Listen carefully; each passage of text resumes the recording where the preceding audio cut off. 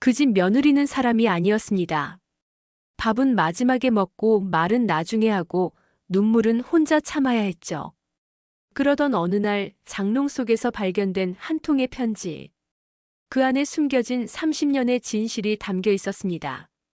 은빛 기록 구독과 좋아요, 알림 설정 부탁드립니다. 당신의 응원이 더 많은 이야기로 이어집니다. 첫눈이 펑펑 쏟아지던 아침, 정순자는 혼자 일찍 일어나 김장을 준비하고 있었다. 외출복을 껴입은 남편 이태성은 소파에 앉아 TV를 켜며 말했다. 배추 절여놓은 건 했어? 큰 집 가야 되니까 서둘러. 순자는 대답 대신 고무 장갑을 끼며 무표정하게 움직였다. 결혼 35년 차. 이제는 대답조차 감정 낭비였다.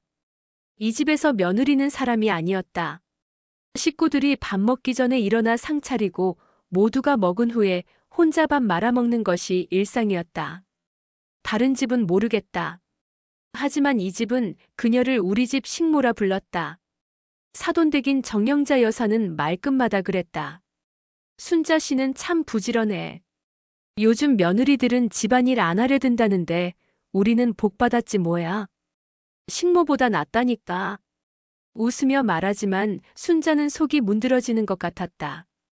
그 말을 들을 때마다 그녀는 사람보다 낮은 무언가가 되어버린 기분이었다. 그날도 마찬가지였다. 설 명절을 앞두고 사돈댁 식구들까지 한자리에 모인 자리에서 순자는 부엌을 6시간 넘게 지켰다. 며느리 하나 없는 정영자 여사는 수저 하나 들지 않았고 남편과 아들 손주까지 순자의 수고를 당연하게 받아들였다. 아들 지훈이 방에서 나와 물 한 컵 마시며 말했다. 엄마, 내 친구들 온다니까 치킨 좀 시켜줄래? 그 말에 눈길 한 번 주지 않고 고구마를 썰던 순자는 살짝 고개를 들었다. 그거야 내가 시켜 먹어야지.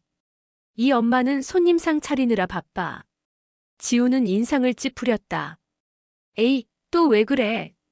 엄마 원래 그런 거 잘하잖아. 그 순간 순자의 손에서 칼이 덜컥하고 떨어졌다. 손이 아니라 마음이 먼저 베인 것 같았다. 그날 밤 모두가 떠난 뒤 순자는 방에서 늦게까지 정리를 하다가 남편이 잠든 옆 장롱 속에서 바스락거리는 소리를 들었다. 호기심에 열어본 장롱 한켠 낡은 나무 상자가 하나 있었다. 꺼내보니 오래된 흑백 사진 몇 장과 함께 노란 종이에 쓰인 편지 한 통이 눈에 들어왔다. 중매쟁이 김옥래 씨 귀하라는 수신인 옆에 익숙한 필체로 써진 이름. 이정숙 올림. 그건 시어머니의 이름이었다. 편지를 읽기 시작한 순간 순자의 손끝이 떨렸다. 그녀가 결혼하기 1년 전 날짜로 쓰인 그 편지엔 이렇게 적혀 있었다. 우리 집 형편이 그렇습니다. 일도 잘하고 순하디순한 말 잘 듣는 시골 처녀 하나만 소개해 주이소. 큰 재산은 없어도 살림 미천이 될 그런 아이요. 며느리가 아니라 식모처럼 써야 하니 알아서 골라주소. 순자는 편지를 손에 쥔 채 말을 잃었다. 그녀의 결혼은 사랑도 연애도 선택도 아니었다. 그저 누군가의 조건에 맞춰 골라진 것이었다. 그녀가 왜 늘 식모 취급을 받았는지, 왜 시댁이 그녀에게 정이 없었는지, 왜 남편은 늘 무심했고 사돈댁은 그녀를 멸시했는지. 그 모든 퍼즐이 한순간에 맞춰지는 듯했다. 겨울밤 눈은 창밖에 계속 내리고 있었다. 순자는 다시 장롱문을 닫으며 조용히 중얼거렸다. 이 집에 난 처음부터 며느리가 아니었네요. 다음 날 순자는 편지를 조용히 봉투에 넣었다. 그리고 마음속에 작은 결심을 품었다. 이제 이 집의 식모가 아니라 내 인생의 주인공이 되겠다고. 하지만 그녀가 모르는 진실은 아직 더 남아 있었다. 그 편지엔 한 장이 더 붙어 있었다. 편지를 다시 접으며 정순자는 손끝에 남은 낡은 종이의 감촉을 천천히 되씹었다. 시어머니가 보낸 그 한 통의 편지는 마치 수면 아래 감춰져 있던 진실의 입을 연 것 같았다. 며느리가 아니라 식모처럼 쓸 여자. 그 문장 하나가 그녀의 35년을 송두리째 뒤흔들고 있었다. 정순자는 조심스럽게 편지를 봉투에 다시 넣고는 장롱 깊숙한 곳으로 밀어 넣었다. 하지만 그 속에 또 하나 더 들어있는 작은 쪽지가 그녀의 눈길을 끌었다. 가느다란 실핀으로 고정된 종이 한 장. 글씨는 삐뚤빼뚤, 분명 다르다. 정숙 씨, 돈은 잘 받았습니다. 그 집 총각 성질 있더라도 수나 내만 잘 들어가면 묵묵히 살 겁니다. 살림 미천되게 하신다 했지요? 그대로입니다. 중매쟁이 김옥래. 정순자는 순간 머리칼이 쭈뼛 서는 기분을 느꼈다. 그녀의 결혼은 말 그대로 돈으로 사온 거래였던 것이다. 사랑은커녕 선택도 아니었다. 누군가의 필요에 의해 정해진 자리. 그 자리가 바로 며느리였다. 그날 밤 잠들지 못하고 뒤척이던 정순자는 이불 속에서 조용히 눈물을 삼켰다. 오직 어머니 병원비를 마련하고 싶다는 생각으로. 중매로 나선 그녀에게 그들은 순하다는 이유 하나만으로 가표를 붙였다. 남편 이태성은 옆에서 코를 골며 자고 있었다. 아무것도 모르고 아무런 죄책감도 없는 얼굴이었다. 이튿날 아침, 거실에 앉아 신문을 읽고 있던 이태성이 물었다. 아, 그리고 장롱에 있던 상자 못 봤어? 어제 거기 있던 것 같은데. 순자는 모른 척 대답했다. 아니요, 안 봤습니다. 태성은 신문을 넘기며 투덜댔다. 그거 좀 잘 놔둬야지. 괜히 뒤적이다가 애들 사진 잃어버리면 어쩌려고 그래. 그 말에 순자는 손을 쥐어짜며 입을 꾹 다물었다. 그는 여전히 모든 걸 자신의 소유처럼 말하고 있었다. 심지어 자식마저도. 그날 오후 순자는 혼자 시장에 들렀다. 채소 몇 단을 사고 두부 한 모를 사들고 나오는 길. 길모퉁이에 있는 작은 책방이 문득 눈에 들어왔다. 오래전부터 존재했지만 그녀는 한 번도 들어가 본 적이 없었다. 문을 열고 들어가니 묵직한 종이 냄새와 함께 조용한 클래식 음악이 귀를 감쌌다. 책방 주인으로 보이는 60대 여성은 따뜻한 미소를 지으며 고개를 끄덕였다. 필요하신 책 있으세요? 순자는 책장 앞에 서서 무심코 손을 뻗었다. 손끝에 닿은 책의 제목은 내가 나로 살아갈 용기였다. 그녀는 그 자리에 그대로 굳어섰다. 35년 동안 며느리로, 엄마로, 아내로 살아왔지만 한 번도 정순자로 살아본 적은 없었다. 그날 순자는 생애 처음으로 자신을 위해 책 한 권을 샀다. 집에 돌아와 조심스럽게 편지를 다시 꺼내 정독한 그녀는 중매쟁이 김옥래라는 이름이 낯설지 않다는 사실을 떠올렸다. 결혼식 당일 본가 쪽 하객 몇 명 중 낯선 아주머니 한 분이 있었다. 그때 어머니께 물었더니 시댁 쪽 지인인가 보더라는 대답만 들었다. 혹시 그 사람이? 정순자는 깊은 숨을 내쉬며 다짐했다. 그 여자가 아직 살아있다면 꼭 만나보고 싶었다. 그리고 직접 묻고 싶었다. 당신은 나를 팔았나요? 며칠 뒤 정순자는 오래된 주소록을 뒤져 결국 김옥래라는 이름이 적힌 번호 하나를 찾아냈다. 시어머니가 과거에 써둔 수첩 속이었다. 떨리는 손으로 전화를 걸었지만 수화기 너머는 없는 번호라는 기계음뿐이었다. 하지만 그녀는 멈추지 않기로 했다. 진실을 파헤치는 일은 이제부터 시작이었다. 편지를 가방에 조심스럽게 넣으며 그녀는 혼잣말처럼 말했다. 이번 명절 사돈댁 모임에서 이걸 꺼내겠어요. 이제 그들도 내가 얼마나 모욕당하며 살아왔는지 알아야 하니까. 그녀의 눈빛엔 오랜 세월 눌러왔던 울분이 피어나고 있었다. 편지를 다시 접으며 순자는 식탁 위 작은 달력을 바라봤다. 거기엔 다음 주 빨간 글씨로 적힌 글귀 하나. 사돈댁 모임 순자 음식 준비. 그녀는 그 글씨를 조용히 펜으로 지워버렸다. 그리고 그 자리에 이렇게 적었다. 사돈 앞에서 진실을 꺼낼 날. 명절 당일. 집안에는 다시 김치 냄새와 기름 냄새가 섞여 퍼지고 있었다. 정순자는 아침 일찍 일어나 전을 부치기 시작했다. 하지만 그날 그녀의 눈빛은 달랐다. 예전처럼 허리를 굽혀 눈치를 보지도 않았고 손놀림에서도 초조함이 사라져 있었다. 한편 남편 이태성은 거실에서 여느 때처럼 전화통을 붙들고 사돈댁과 통화를 하고 있었다. 예, 정영자 여사님. 오시는 대로 순자가 식사 준비 마칠 겁니다. 예, 걱정 마시고 천천히 오세요. 전화를 끄는 태성이 말없이 부엌으로 와서는 말했다. 오늘은 김치전이 조금 덜 바삭하네. 기름 좀 더 쓰면 좋겠어. 순자는 대꾸 없이 프라이팬만 조용히 돌렸다. 그의 말이 이제는 칼처럼 박히지 않았다. 무디게 덤덤하게 받아들일 뿐. 오후 2시. 사돈댁 식구들이 하나둘 도착했다. 정영자 여사는 여느 때처럼 곱게 단장하고 들어와 현관부터 훈수였다. 어머, 아직도 음식하세요? 며느리가 하나라 참 일손이 모자라네. 이 집은 순자 씨 없으면 밥도 못 먹겠다니까. 모두 웃었지만 그 웃음의 결은 차가웠다. 그 말 속에 깔린 의미를 순자는 잘 알고 있었다. 넌 일하는 사람이야. 내 자리는 여기야. 정순자는 수저를 정리하던 손을 멈추고 천천히 정영자를 바라보았다. 오늘은 제가 손님입니다, 어머님. 정영자는 눈을 동그랗게 떴다. 아니, 뭐라는 거예요? 순자 씨 오늘 기분이 좀 이상하네. 그 순간 순자는 준비해둔 편지 봉투를 식탁 중앙에 조용히 내려놓았다. 이 편지 한번 읽어보시겠어요?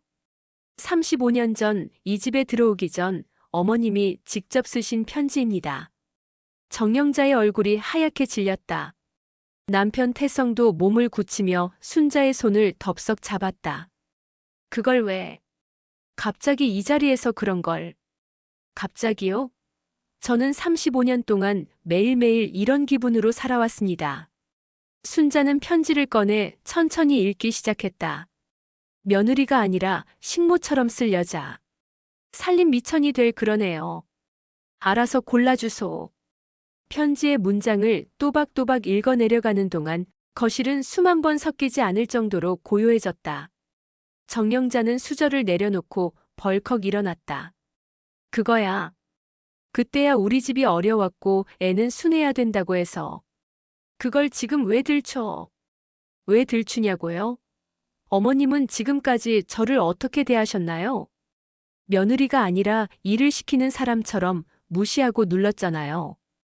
정영자는 말문이 막혀 고개만 절레절레 흔들었다. 순자는 더 이상 목소리를 높이지 않았다. 대신 또박또박 낮고 단단한 목소리로 말했다. 저는 사람입니다. 사랑받으려고 존중받으려고 이 집에 온 겁니다. 식모처럼 살라고 팔려온 게 아닙니다. 그 말을 들은 사돈댁 정영자의 얼굴이 일그러졌다. 자리를 박차고 나간 그녀는 현관문을 열며 외쳤다. 내가 이렇게 당할 줄은 몰랐네. 이 집 며느리 하나 잘못 들였어. 그러자 그 자리에 앉아있던 순자의 아들 지훈이 조용히 입을 열었다. 잘못 든 건 어머니가 아니라 외할머니예요. 엄마한테 그렇게 하시면 앞으로 저도 그냥 못 있겠습니다. 거실은 다시 정적에 휩싸였다. 이태성은 무겁게 눈을 감았다. 그는 더 이상 아내를 막을 수 없다는 것을 알았다. 순자는 그 자리에 조용히 앉아 남은 전을 하나씩 덜어냈다. 그 손놀림은 어제와 다르지 않았지만 그녀의 존재는 전혀 달라져 있었다. 더 이상 말없이 일만 하는 식모가 아니었다.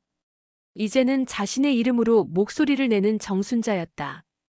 남편 이태성이 마침내 조용히 입을 열었다.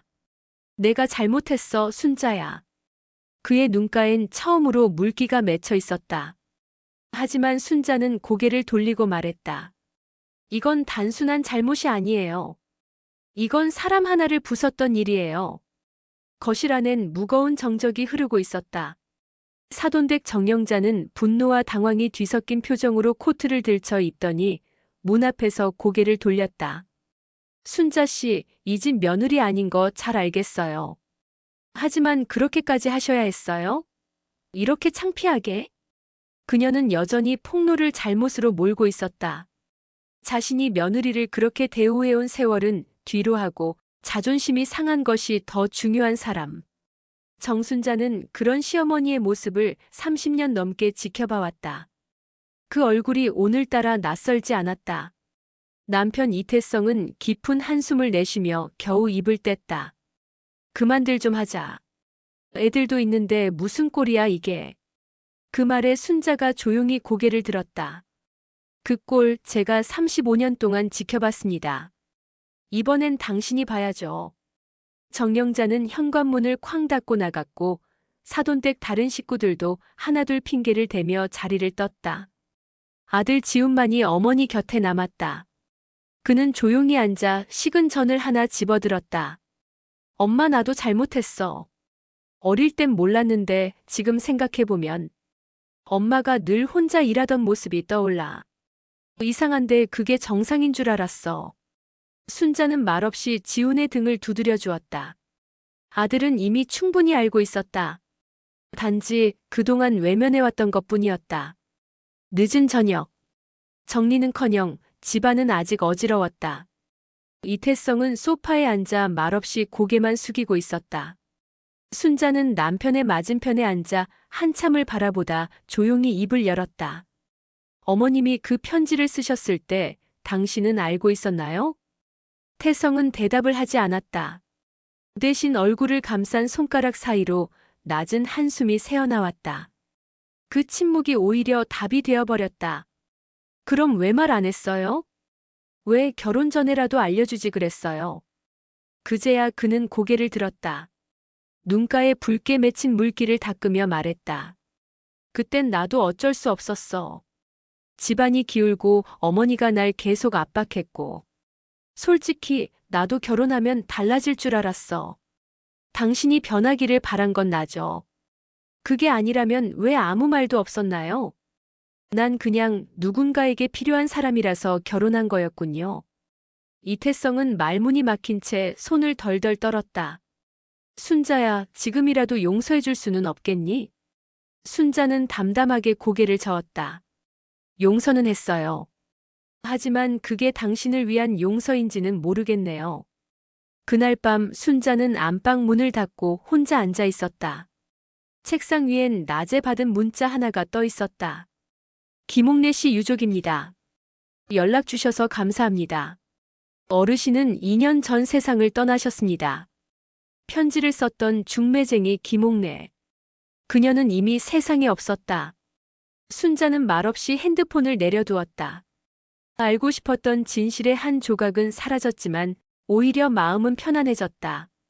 그녀가 그동안 진심으로 원한 건 응답이 아니라 자신의 인생을 돌아보는 기회였던 걸지도 몰랐다. 다음 날 아침, 이태성은 낯선 풍경에 눈을 떴다. 늘 아내가 차려놓던 아침밥상이 보이지 않았다. 거실엔 노란 포스트잇 한 장이 붙어 있었다. 당분간 혼자 살아보려 합니다. 이 집이 아니라 제 삶 속에서요. 식모도 며느리도 아닌 사람 정순자로요. 거실 한편에 놓여있던 큰 여행 가방. 그 안엔 그녀가 직접 만든 수제 앞치마들과 오래된 요리책 몇 권이 담겨 있었다. 정순자는 집을 나섰다. 행선지는 밝히지 않았지만 그 눈빛에는 분명한 목적이 담겨 있었다. 그녀의 발걸음은 빠르지도 느리지도 않았다. 그저 자신만의 속도로 세상을 향해 나아가고 있었다. 버스 창문 너머로 낯선 풍경들이 천천히 흘러갔다. 도심을 벗어나 한적한 외곽마을로 향하는 길. 정순자는 검은 가방 하나를 무릎 위에 올려둔 채 말없이 창밖을 바라보고 있었다. 피곤함보다 이상하게 가슴이 편안했다. 그녀는 그렇게 서울 외곽의 한적한 동네에 발을 디뎠다. 몇 달 전 지인의 소개로 알아본 작은 원룸과 요리 클래스 공간. 방 2칸짜리 낡은 주택을 개조해 만든 작은 공간은 그녀에게 처음으로 나만의 집이라는 의미를 부여해 주었다. 이튿날 그녀는 앞치마를 두르고 조용히 첫 수업을 준비했다. 냄비 안에는 미역국이 팔팔 끓고 있었고 작은 테이블 위엔 손으로 만든 달걀장 조림과 마늘장아찌가 곱게 놓였다. 엄마 반찬 요리 교실이라는 이름으로 작은 수강생 3명이 처음 모이는 날이었다. 학생들은 30대 후반부터 50대 초반까지 각자의 사연을 안고 온 사람들이었다. 이혼 후 혼자 아이를 키우는 여성, 남편 없이 시부모를 돌보며 살아가는 중년, 그리고 직장을 관두고 요리를 배우기 시작한 남성까지. 정순자는 묵묵히 재료 손질을 하며 말했다. 요리는 마음을 꺼내는 일이에요. 가장 약해졌을 때 제일 필요한 게 따뜻한 밥 한 끼니까요. 그녀의 말에 수강생 중 한 여성이 조용히 고개를 끄덕였다. 순자는 그 고개 끄덕임 하나에 가슴이 따뜻해지는 걸 느꼈다. 처음이었다. 누군가가 그녀의 말을 경청해주는 경험. 수업이 끝난 뒤 수강생들이 하나둘 돌아가고 남은 그릇을 정리하던 그때 문이 열렸다. 거기엔 뜻밖의 인물이 서 있었다. 남편 이태성이었다. 그는 무겁게 걸음을 옮겨 안으로 들어오더니 말없이 바닥에 무릎을 꿇었다. 정순자는 놀라지 않았다. 이미 마음속으로 수십 번 그 장면을 상상해봤기 때문이었다. 순자야, 나 잘못했어. 이태성의 목소리는 떨리고 있었다. 그의 손은 바닥을 짚으며 부들부들 떨리고 있었고 눈가는 벌겋게 젖어 있었다. 그땐 정말 몰랐어. 내가 그렇게까지 아팠을 줄. 그렇게 외로웠을 줄. 그는 주먹으로 가슴을 두드리며 말했다. 이제야 알겠어. 그 편지, 그 말들. 다 잘못된 거였다는 걸. 순자는 조용히 그 앞에 앉았다. 그리고 그의 눈을 똑바로 바라보며 말했다. 당신이 무릎 꿇으면 당신은 좀 가벼워지겠지만 내 35년은 어디로 가야 하죠? 이태성은 눈을 감고 고개를 떨궜다. 순자는 조용히 그에게 손수건을 건넸다. 이 공간에선 누구도 무릎 꿇지 않아요. 우린 모두 똑같이 서 있는 사람들이니까요. 그날 밤 남편은 아무 말 없이 돌아갔다. 순자는 그가 돌아선 뒷모습을 창밖에서 잠시 지켜봤다. 그 모습에 연민도 분노도 남아있지 않았다. 그저 지나간 시간 속의 그림자 같았다. 며칠 후 요리 수업 중 수강생 중 한 명이 질문을 던졌다.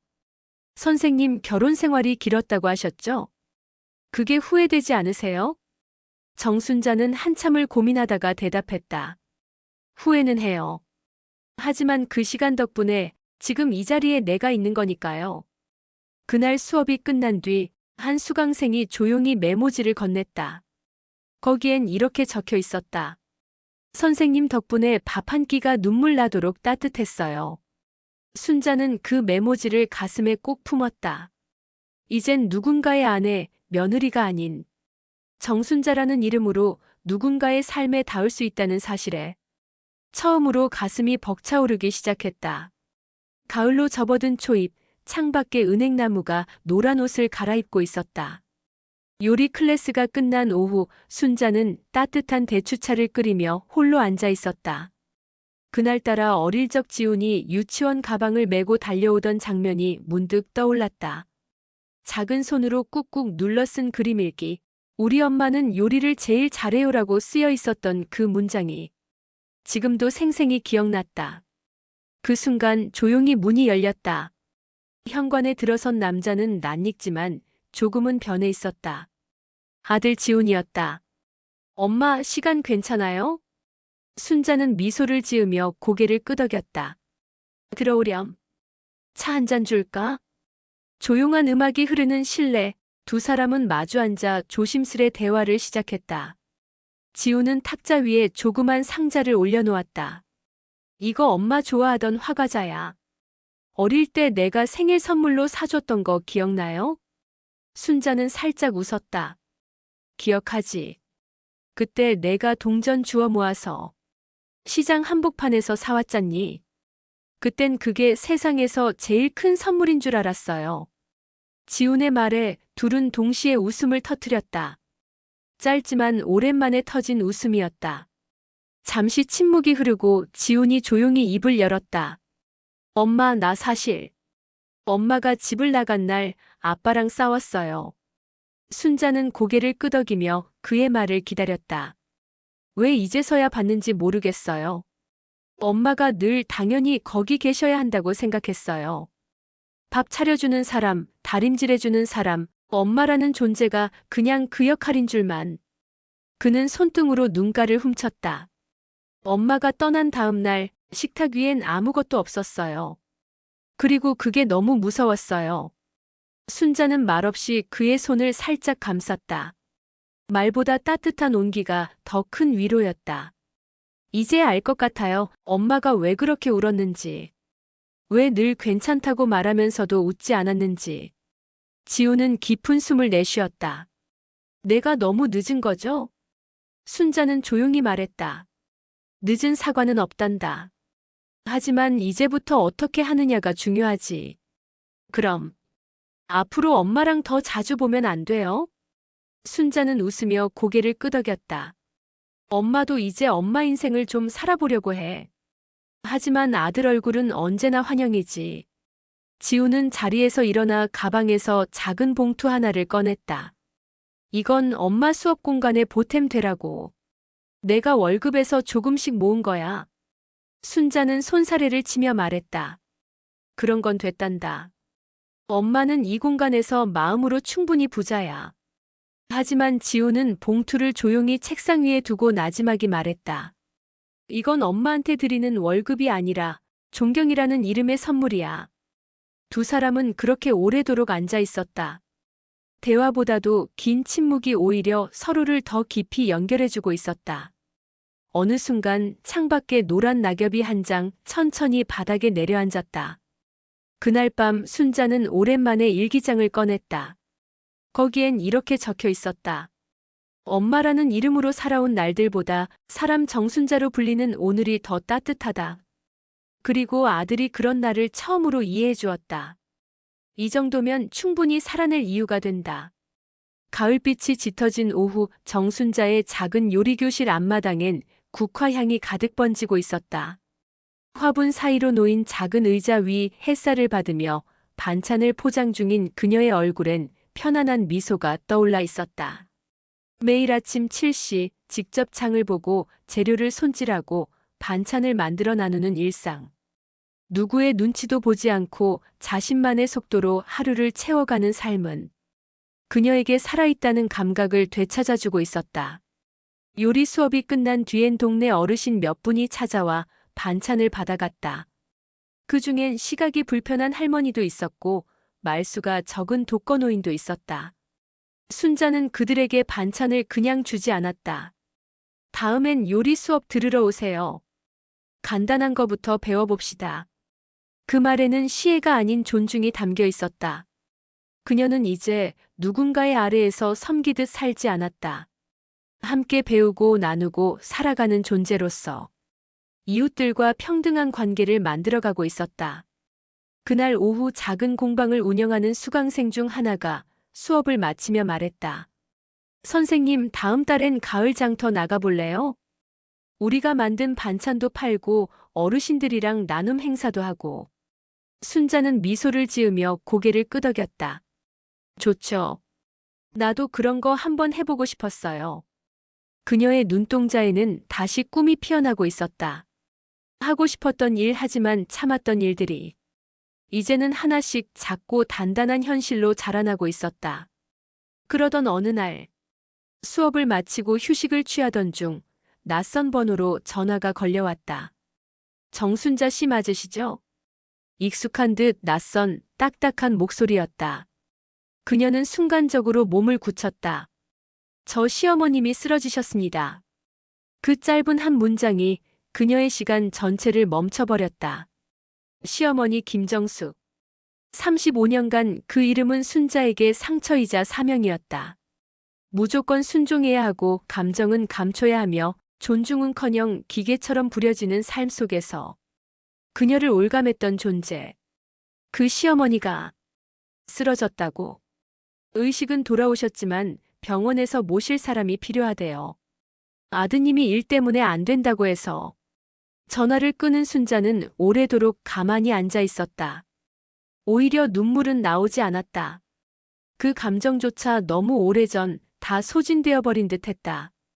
하지만 그녀는 천천히 종이 한 장을 꺼내 메모했다. 병원 주소 요양병원. 김정숙 보호자 정순자. 그녀는 일어나서 차분히 창문을 열었다. 가을바람이 조용히 그녀의 어깨를 스쳤다.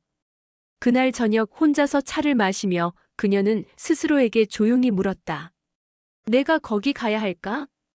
그 사람이 날 사람 취급하지 않았던 건 분명한데, 이제 와서 며느리로 돌아가야 할까? 대답은 없었다. 대신 그녀의 눈은 앞에 놓인 작은 반찬통을 바라보았다. 그 안에는 그녀의 손맛이, 마음이, 시간이 담겨 있었다.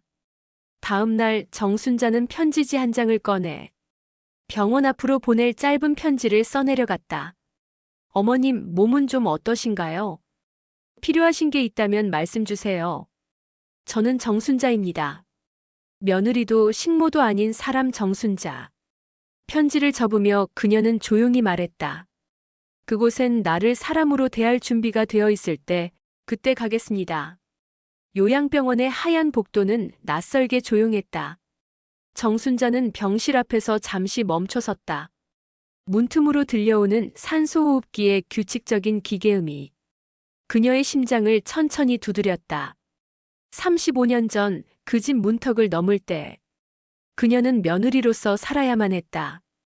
그리고 오늘 그 문턱을 다시 넘기 전 그녀는 스스로에게 다짐했다. 나는 이제 그 누구의 그림자도 아니다. 문을 열자 시어머니 김정숙이 침대에 누워 있었다. 얼굴은 조금 수척해졌지만 눈빛은 여전히 날카로웠다. 그러나 그녀 역시 세월을 피하지는 못한 모습이었다. 정순자가 들어서자 시어머니는 눈만 깜빡이며 입을 열었다. 왔구나. 그 한마디에 묘한 감정이 그녀의 가슴을 타고 지나갔다. 누구보다 단단한 줄 알았던 그 목소리가 처음으로 조금 약해져 있었다. 지훈이는 일 때문에 바쁘다더라. 예, 알고 있습니다. 정순자는 간단히 인사를 하고 침대 옆 의자에 조용히 앉았다. 여긴 조용하네. 네. 불편하신 건 없으세요? 그 짧은 문답 속에서 둘은 오랜 시간 쌓였던 감정을 더듬었다. 그리고 마침내 김정숙이 조용히 입을 열었다. 그때 편지 말이다. 그거 내가 본 줄은 몰랐어. 그리고 그렇게 서운했을 줄도 몰랐고. 정순자는 대답하지 않았다. 대신 담담하게 손등 위에 놓인 시어머니의 주름진 손을 바라보았다. 난 그냥 우리 집 살림 미천이 되어줄 순한 아이라고 생각했어. 그게 너한텐 그렇게 모욕이었구나. 네. 정확하고 단단한 한마디였다. 하지만 그 안엔 울분도 원망도 없었다. 그저 사람으로서의 자존심만 남아 있었다. 한참의 침묵. 그 사이 시어머니의 눈가가 촉촉해졌다. 미안하다. 정말로. 그 말은 그녀가 살아오며 처음 들어본 진심 어린 사과였다. 그 사과는 장엄한 울림으로 순자의 가슴에 내려앉았다. 이제 와서 뭘 바랄 수 있겠니? 그저 널 사람으로 대하지 못했던 게 내 죄다. 순자는 고개를 끄덕였다. 저는 이제 며느리가 아닌 사람 정순자로서 어머님을 다시 대할 겁니다. 그녀는 조용히 자리에서 일어나 말했다. 병원에 필요한 물품은 정기적으로 보내드릴게요. 하지만 다시 그 집으로는 돌아가지 않겠습니다. 김정숙은 눈을 감고 천천히 숨을 내쉬었다. 그래. 그것도 너의 선택이겠지. 며칠 후 정순자는 병원비 납부 명세서와 함께 손편지 한 장을 보냈다. 저는 누군가의 며느리가 아니라 제 이름을 가진 사람입니다. 늦게라도 그렇게 불릴 수 있게 되어 감사합니다. 그리고 몇 주 뒤, 동네 가을 장터에서 순자의 정순자 반찬가게 부스가 열렸다. 길게 줄이 늘어서 있었고 그녀가 직접 만든 장아찌와 미역국은 순식간에 품절되었다.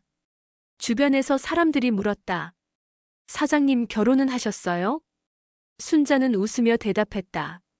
예전엔 했죠. 지금은 제 이름으로만 삽니다. 장터를 마치고 돌아가는 길 정순자는 휴대폰으로 문자 하나를 열었다. 아들 지훈이었다. 엄마, 오늘 뉴스 봤어? 엄마 인터뷰 나왔더라. 사람으로 사는 요리사 정순자. 진짜 멋졌어. 순자는 조용히 휴대폰을 끄고 하늘을 바라보았다. 이제서야 누군가의 그늘에서 벗어나 나로 사는 인생이 시작된 듯한 기분이었다. 그녀는 혼잣말처럼 중얼거렸다. 내 이름 참 예쁘네. 오늘의 이야기는 어떠셨나요? 만약 여러분이 정순자 씨였다면 그 시어머니의 병실에 다시 들어갔을까요? 댓글로 여러분의 생각을 남겨주세요. 그리고 더 많은 이야기가 궁금하시다면 은빛 기록 구독과 좋아요, 알림 설정 꼭 부탁드립니다. 내일은 더 깊고 더 따뜻한 이야기로 찾아뵙겠습니다. 감사합니다.